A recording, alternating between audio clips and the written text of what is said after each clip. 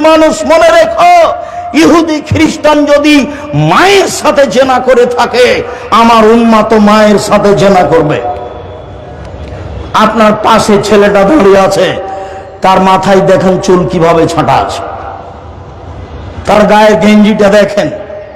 এবার আপনার কাছে ফিরে যাই, যেই কথাটা বলার জন্য এটুকু বলছি সেটুকু হলো, আপনি প্রতি রমজানে উমরা করেন, হজও বেশ কয়েকবার করেছেন। আপনার সাথে যখন আপনার মেয়ে হাঁটে, তখন স্কিন পায়জামা পরে আছে, গেঞ্জি গায়ে দিয়ে আছে, তখন আপনি হাজি। দুঃখিত, মনে রাখবেন রাসূল সাল্লাল্লাহু আলাইহি সাল্লাম বলেছেন নবীদের স্বভাব ছিল 10টি। রাসূল সাল্লাল্লাহু আলাইহি সাল্লাম বলেছেন নবীদের বৈশিষ্ট্য ছিল 10টি।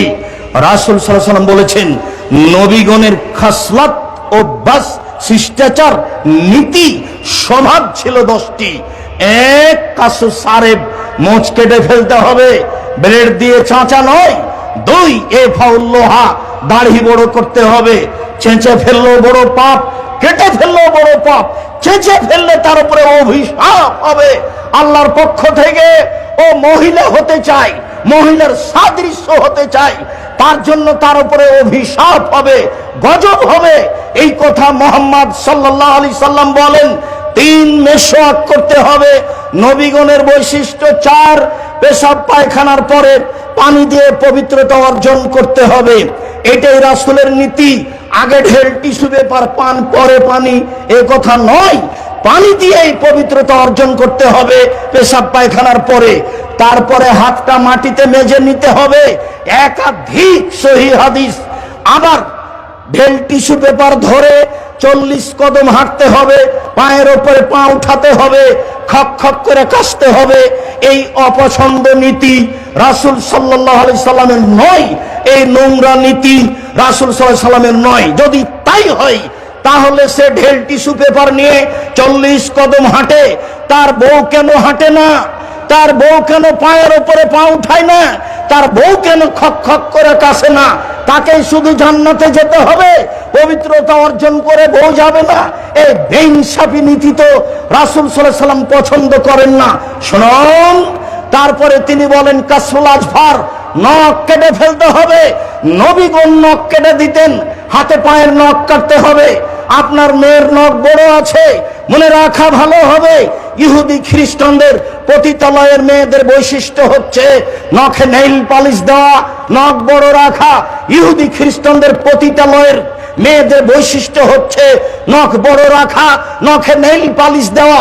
ইহুদি খ্রিস্টানদের পতিতালয়ের মেয়েদের স্বভাব হলো নখ বড় রাখা, নখে নেইল পালিশ দেওয়া। এই নীতি ইহুদি খ্রিস্টানদের পক্ষ থেকে এসেছে। পৃথিবীর মানুষ মনে রেখো, আমার উম্মত মিশে যাবে ইহুদি খ্রিস্টানের সাথে। ডান হাতের বিঘত যেমন বাম হাতের সমান, ডান পায়ের জুতা যেমন বাম পায়ের সমান, সমান সমান চাল চলনে, পোশাক আশাকে, স্কুল কলেজে পড়াশোনায়, খাতা কলমে, গাড়ি ছাকড়াতে, চলাফেরাতে, খাওয়া পান করাতে, সবকিছুতে মিশে যাবে তাদের মতো হয়ে। বাম হাতে নির্দ্বিধায় পানি খাচ্ছে, বাপ দেখছে মা খাচ্ছে, মা দেখছে বাপ খাচ্ছে, মেয়ে খাচ্ছে। ও নাকি শিক্ষিত, কি করে শিক্ষিত হতে পারে? বাম হাতে শয়তান খায়, এ কথা মুহাম্মদ সাল্লাল্লাহু আলাইহি ওয়াসাল্লাম বলেন। আয়েশা রাদিয়াল্লাহু তাআলা আনহা বলেন, আল্লাহর নবীর বাম হাত ছিল পেশাব পায়খানার জন্য, অলিল কাদার, খারাপ কিছুর জন্য। ডান হাত ছিল খাওয়ার জন্য, পবিত্রতার জন্য। এরা শিক্ষিত মানুষ ইহুদি খ্রিস্টানদের সাথে নিয়ম নীতিতে, নোংরা নীতিতে মিলে যাওয়ার পরেও তাদের মতো হয় কি করে? রাসূল সাল্লাল্লাহু আলাইহি ওয়াসাল্লাম বললেন, নাক ফুলে বেঁধে বগলের লুম উঠিয়ে ফেলতে হবে। পুরুষ নারী একই হুকুম, ব্লেড নয়। হালাকোলানাতে নিচের লুম পরিষ্কার করতে হবে। ঊর্ধ্বে টাইম 40 দিন। পুরুষ নারী একই হুকুম, যেভাবে সহজ, যেভাবে সম্ভব। নবীগণের বৈশিষ্ট্য এটাই। সম্মানিত দিনী ভাই ও বোন, বলছিলাম রাসূল সাল্লাল্লাহু আলাইহি সাল্লাম বললেন 3 শ্রেণীর মানুষ জান্নাতে যাবে। তার 1 শ্রেণীর মানুষ আল্লাহর ভয়ে কাঁদে যে। আবু হুরায়রা রাদিয়াল্লাহু তাআলা আনহু বলেন, রাসূল সাল্লাল্লাহু আলাইহি সাল্লাম বলেছেন, লাইসা শাইউন আবা ইনদাল্লাহি মিন কাতরাতাইনি ওয়া ফারাইনি। 2টি বিন্দু ফোঁটা আল্লাহর কাছে যত প্রিয়, 2টি দাগ চিহ্ন আল্লাহর কাছে যত প্রিয়, পৃথিবীর কোনো কিছু আল্লাহর কাছে তত প্রিয় নয়। এক কাতরাত দমইন মিন খাসিয়াতিল্লাহ, আল্লাহর ভয়ে এক ফোঁটা চোখের পানি আল্লাহর কাছে যত প্রিয়, পৃথিবীর কোনো কিছু আল্লাহর কাছে তত প্রিয় নয়। হজ বড় ইবাদত, এ কথাই ঠিক। হজ কবুল হলে মানুষ হয়ে যায় সেই দিনের মতো যেদিন তার মা তাকে জন্ম দিয়েছে, নিষ্পাপ হয়ে যায়। এরপরেও এই ইবাদতটি আল্লাহর কাছে অত প্রিয় নয়। এক ফোঁটা চোখের পানি আল্লাহর ভয়ে আল্লাহর কাছে যত প্রিয়। এরপরে আল্লাহ রাসূল বললেন যে এক ফোঁটা গায়ের রক্ত যুদ্ধে নেমে গিয়ে কেটে গেছে, ফেটে গেছে, এই রক্ত আল্লাহর কাছে যত প্রিয়, পৃথিবীর কোনো কিছু আল্লাহর কাছে তত প্রিয় নয়। তিন, যুদ্ধে নেমে কেটে যাওয়া দাগ, ফেটে যাওয়া দাগ, এই দাগ আল্লাহর কাছে যত প্রিয়, পৃথিবীর কোনো কিছু আল্লাহর কাছে তত প্রিয় নয়। চার, আসারুল ফারিজিন মিন ফারাইজিল্লাহ, আল্লাহর বিধান পালন করতে, সালাত আদায় করতে, ইবাদত তাসবিহ তাহলিল করতে, কপালের দাগ, হাঁটুর দাগ, টাকনুর দাগ, এই দাগ আল্লাহর কাছে যত প্রিয়, পৃথিবীর কোনো কিছু আল্লাহর কাছে তত প্রিয় নয়। সম্মানিত দিনী ভাই বোন, সিরিয়ালে 1 নম্বরে যেটা আছে সেটাই সহজ, বাকি একটাও সহজ নয়। 2, আল্লাহর রাস্তায় এক ফোঁটা গায়ের রক্ত। 3, আল্লাহর রাস্তায় নেমে গিয়ে ফেটে যাওয়া, কেটে যাওয়া দাগ। 4, ইবাদত করতে করতে হাতে পায়ের টাকনোর, কপালের দাগ, এটা তো আপনার হাতে নয়, একদিনে করা যায় না। 1 নম্বরে যেটা আছে সেটা সহজ, এখনই সহজ। রাসূল সাল্লাল্লাহু আলাইহি ওয়াসাল্লাম যখন বললেন যে তোমরা যদি আল্লাহকে জানতে আমি যেমন জানি, তোমরা যদি আল্লাহকে চিনতে আমি যেমন চিনি, তাহলে বেশি বেশি কাঁদতে, কম কম কম হাসতে। ফাগাত্তা আসহাবু রাসূলিল্লাহ সাল্লাল্লাহু আলাইহি সাল্লাম রাশাহুম আলাহুম খানিন, তখন সাহাবীগণ কাপড় দিয়ে মাথা ঢেকে নিয়ে কান্নাকাটি করতে লাগলেন। বুখারী মুসলিম। সম্মানিত দিনী ভাই বোন, আপনাকে আমি আল্লাহর ভয় করার জন্য আন্তরিকভাবে অনুরোধ জানাচ্ছি। নির্জনে আল্লাহকে ডেকে আপনার পাপের কথা বলেন। মহান আল্লাহ বলেন, মুহাম্মদ ফাইদা ফারাগতা ফানসাব ওয়া ইলা রাব্বিকা ফারগাব, যখন আপনি দুনিয়াবি কাজ থেকে অবসর হবেন তখন আপনি কঠোর শ্রমে আত্মনিয়োগ করুন, আর আপনি আমাকে যা বলবেন তা বিনয়ের সাথে কান্নাকাটি করে বলুন, বিনয়ের সাথে কান্নাকাটি করে বলুন। আপনার বলার ঢংটা প্রমাণ করবে যে আপনি আল্লাহর দরবারে কেঁদে বলছেন। আপনি বলবেন আসসালামু আলাইকুম রাহমাতুল্লাহ, আসসালামু আলাইকুম রাহমাতুল্লাহ, বিহাক্কি লা ইলাহা ইল্লাল্লাহ। তাহলে সেটা কি আসলে কান্নাকাটি করা হলো, না এটা ইবাদতের সাথে মজাক করা হলো? আপনাকে আমি কষ্ট দিতে আসিনি, আপনি আমার দ্বীনি ভাই, আপনি আমার দ্বীনি বোন, আপনাকে কষ্ট দিয়ে আমি কিছু করতে চাইনি। জাতির যদি রাস্তাঘাট করে দিতে না পারি, জাতির যদি স্কুল কলেজ করে দিতে না পারি, জাতিকে চূড়ান্ত সঠিক ধর্ম দিতে পারবো ইনশাআল্লাহ। ধর্মের ব্যাপারে জাতিকে ফাঁকি দিয়ে পরকাল হারাতে রাজি নই। অতএব এটা ইবাদত নয়। আল্লাহর দরবারে কান্নাকাটি বুঝাতে হবে, ভয় ভীতি বুঝাতে হবে, নিজেকে অপরাধী বুঝাতে হবে, তাহলে আপনি অপরাধী এবং পাপকে স্বীকার করেছেন, আল্লাহ তখন মাফ করে দিবেন। ইউনূস আলাইহিস সালাম ভুল করেছিলেন, চলে যাচ্ছিলেন, লটারিতে নাম আসায় তাকে সাগরে ফেলে দেওয়া হলো। তখন তিনি বললেন লা ইলাহা ইল্লা আনতা সুবহানাকা ইন্নী কুনতু মিনাজ জালিমিন, আল্লাহ ছাড়া কোনো মাবুদ নেই, আল্লাহর পবিত্রতা বর্ণনা করছি, তুমি ছাড়া কোনো মাবুদ নেই, তোমার পবিত্রতা বর্ণনা করছি। ইউনূস আলাইহিস সালাম ক্ষমা চাননি, পাপের স্বীকৃতি দিয়েছেন মাত্র। ইউনূস আলাইহিস সালাম বলেননি আমাকে ক্ষমা করো, যেমন ভাবে আদম আলাইহিস সালাম বলেছিলেন রব্বানা যালামনা আনফুসানা ওয়া ইল্লাম তাগফির লানা ওয়া তারহামনা লানাকুনান্না মিনাল খাসিরিন, হে আমাদের প্রতিপালক, তুমি যদি দয়া না করো, তুমি আমাদের ক্ষমা করো, তুমি যদি দয়া না করো, তুমি যদি ক্ষমা না করো, তাহলে আমরা অপরাধীদের অন্তর্ভুক্ত হব। তুমি আমাদের ক্ষমা করো, তুমি যদি দয়া না করো, তুমি যদি ক্ষমা না করো, তাহলে আমরা অপরাধীদের অন্তর্ভুক্ত হব। মূসা আলাইহিস সালাম এক থাপ্পড় দিয়ে লোকটাকে মেরে দিয়ে বললেন রব্বি ইন্নী যালামতু নাফসি ফাগফিরলি, হে আমার প্রতিপালক আমি অপরাধী, আমাকে ক্ষমা করে দাও। তিনি ক্ষমার কথা বললেন। ইউনূস আলাইহিস সালাম ক্ষমার কথা বলেননি, বলেছেন লা ইলাহা ইল্লা আনতা সুবহানাকা ইন্নী কুনতু মিনাজ জালিমিন, আমি অপরাধীদের একজন, আমি অপরাধী। তিনি নিজেকে পাপী বলে স্বীকৃতি দিয়েছেন। যখন আপনি পাপী বলে আল্লাহর দরবারে নিজেকে স্বীকৃতি দিবেন এবং প্রকাশ করবেন, প্রমাণ করবেন আমি পাপী, আমি বড় অপরাধী, আমি বড় গুনাহগার, তুমি বড় দয়াবান, তুমি বড় ক্ষমাবান, হতভাবাকে ক্ষমা করে দাও, তুমি আমার প্রতি একটু দয়া করো, তুমি আমাকে ক্ষমা করো, তোমাকে ভালোভাবে চিনি, তোমাকে ভালোভাবে চিনি, তুমি গাফফার, তুমি আজিজ, পরাক্রমশালী, সব কিছু করতে পারো, আমার পাপ ক্ষমা করে দিতে পারো। আমি আমার পাপের স্বীকৃতি দিয়ে গভীর রাতে তোমার দরবারে ক্ষমা চাচ্ছি। উমামা বাহিলি রাদিয়াল্লাহু তাআলা আনহু বলেন, রাসূল সাল্লাল্লাহু আলাইহি ওয়াসাল্লাম বলেছেন, আলাইকুম বিকিয়ামিল লাইল, পৃথিবীর মানুষ তোমরা রাতে আল্লাহকে ডাকতে শিখো, রাতে ইবাদত করতে শিখো, রাতে সালাত আদায় করো।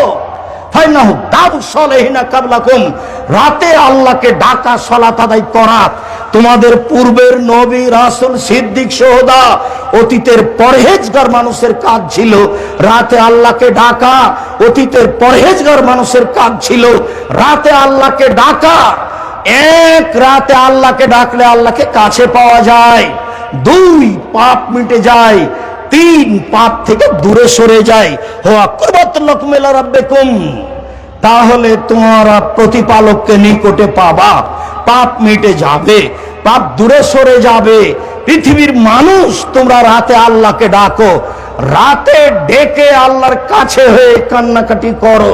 আবু হুরায়রা রাদিয়াল্লাহু তাআলা আনহু বলেন, রাসূল সাল্লাল্লাহু আলাইহি ওয়াসাল্লাম বলেছেন, লাইসা শাইউন আকরামা ইনদাল্লাহি মিনাদ দুআ, আল্লাহর কাছে চাওয়া কাজটি আল্লাহর কাছে যত প্রিয়, পৃথিবীর কোনো কিছু আল্লাহর কাছে তত প্রিয় নয়।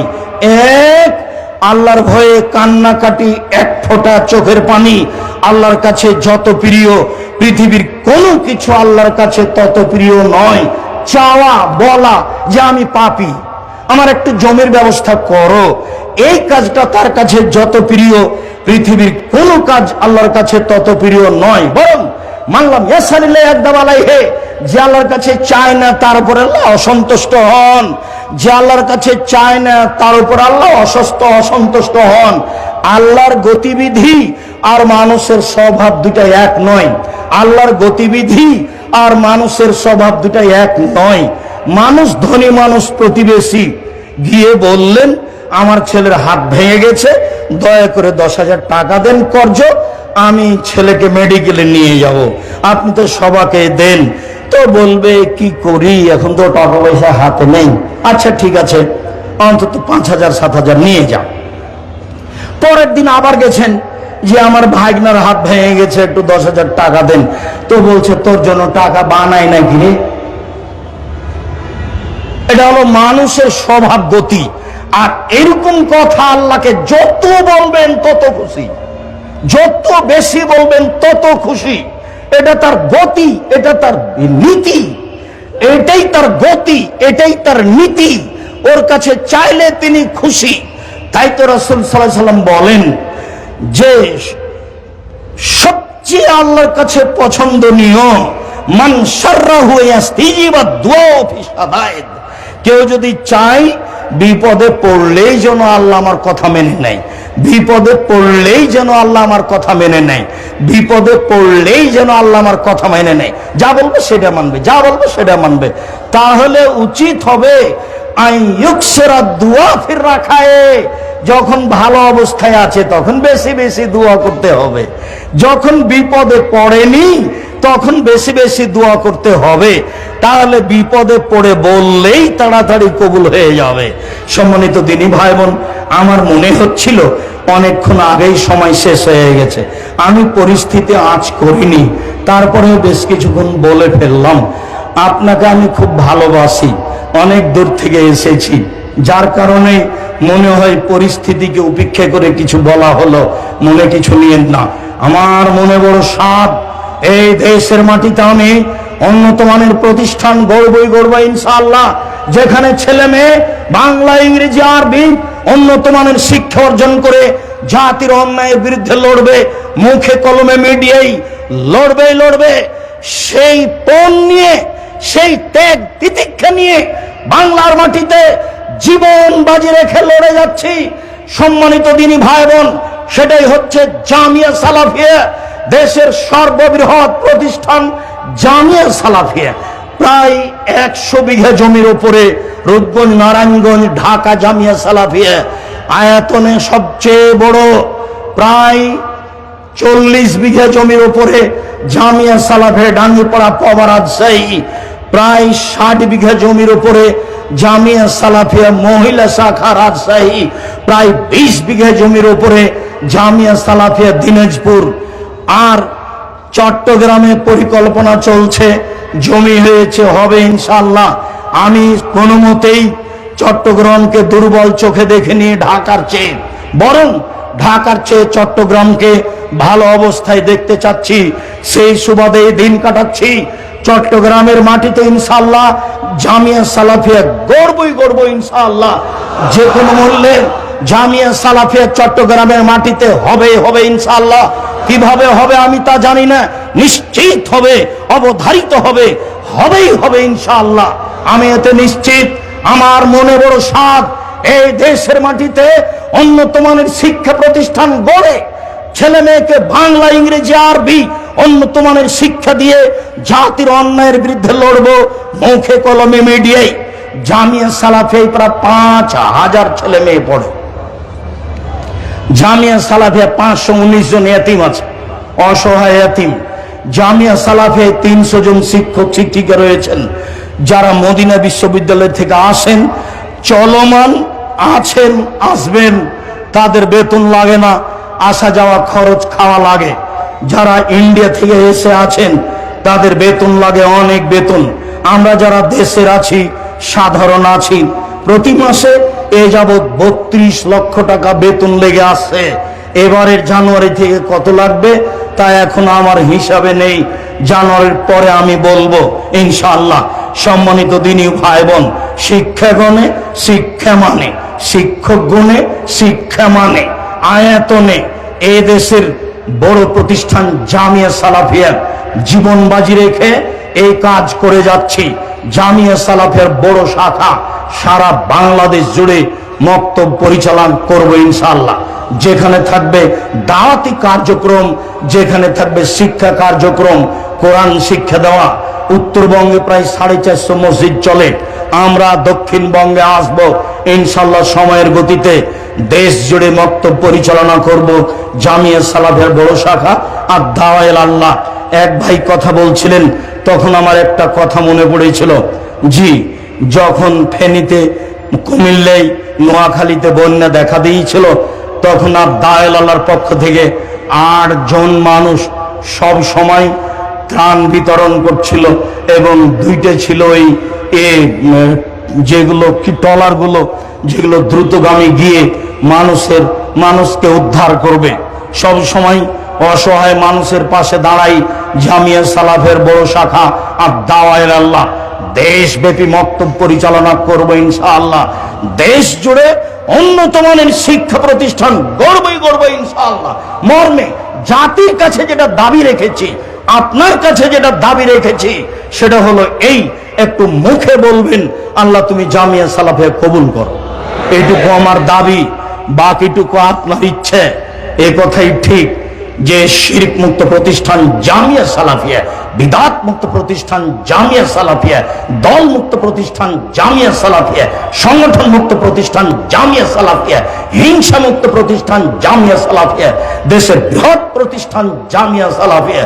মন খুলে জামিয়া সালাফিয়ার জন্য দোয়া করেন, আপনার প্রতিষ্ঠানের জন্য দোয়া করেন, যাতে করে এই প্রতিষ্ঠানের মাধ্যমে জাতির অন্যায়ের বিরুদ্ধে লড়তে পারি। প্রতিপালক তুমি সর্বশক্তিমান, তুমি সবকিছু করতে পারো।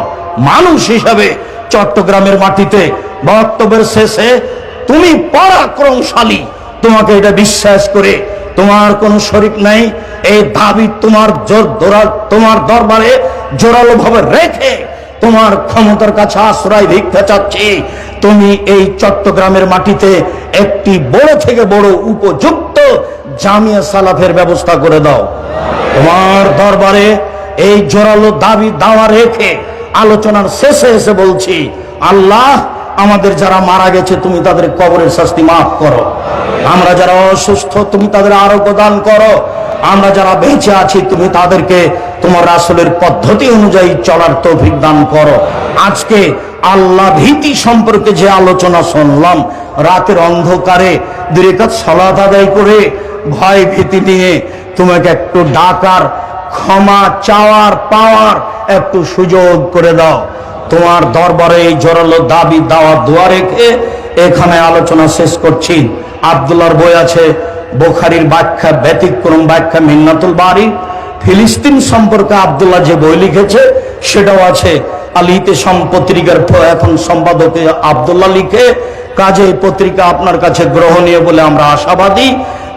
পত্রিকা আপনার লক্ষ লক্ষ টাকা খরচ করে আল ইতিসাম পত্রিকা বের করেন, বড় বড় বিদ্বান রেখেছেন, 12টা মুফতি আছে জামিয়া সালাফ আপনার পত্রিকার জন্য। আমি খাকসার সাধারণ মানুষ বড় বড় বিদ্বানদের সামনে বসে থেকে আপনার খিদমতের জন্য ফতোয়াগুলো প্রতি মাসে দেখি মাত্র। সম্মানিত দিনী ভাই বোন, জামিয়া সালাফের সব বই পুস্তক যথাযথভাবে মূল্যায়ন করার দাবি রেখে আল ইতিসাম পত্রিকা আপনি ব্যক্তিগতভাবে নেবেন আর এজেন্ট হিসেবে নেবেন, এ দাবি রেখে চট্টগ্রামের মাটিতে জামিয়া সালাফে হবে হবে ইনশাআল্লাহ। এই জোরাল আল্লাহর কাছে আপনার কাছে দুয়ার দাবি রেখে আজকের মতো কথা এখানে শেষ করলাম। সুবহানাকাল্লাহুম্মা ওয়া বিহামদিকা আশহাদু আল্লা ইলাহা ইল্লা আনতা আস্তাগফিরুকা ওয়া আতুবু ইলাইক। আসসালামু আলাইকুম ওয়া রাহমাতুল্লাহ।